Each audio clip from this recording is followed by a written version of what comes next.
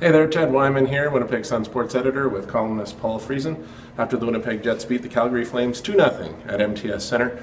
Pretty big win for the Jets on a lot of levels, wasn't it, Paul? Well, when you look at the standings, it sure is. And when you look at what happened last game, I think it is too. It was a pretty emotional loss in Buffalo for a couple of reasons. They lost Patrick Laine to the concussion and blew a third period lead, kind of like a third period collapse, one of their worst of the season.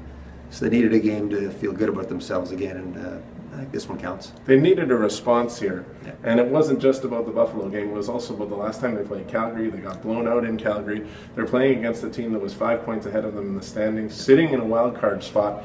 The Jets come in, and if they lose that game, they're 7 points out, and that's a long way. It is. But to be back to 3 points, that's a pretty big swing. Classic 4-point swing. And I asked Maurice about Paul Maurice about the standings and how that might have affected his team heading into this one, because he often says he doesn't talk about the standings. Mm-hmm. He said they were very aware of how big this one was, and it wasn't a work of art. Let's not kid ourselves. I thought it was pretty dull. The Flames, I thought, were really bad with the puck. The Jets were a little better and got better as the game went on.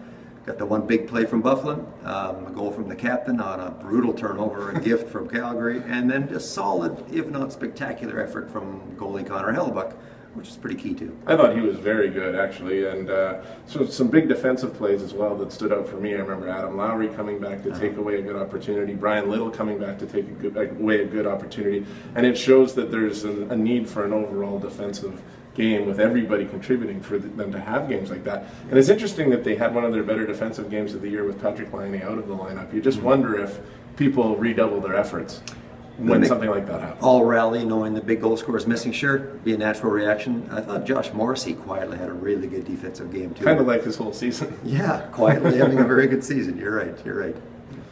All right, well, we'll be back at MTS Centre here on Wednesday night for the Jets against the Montreal Canadiens. For Paul Friesen, I'm Ted Wyman for Post Media.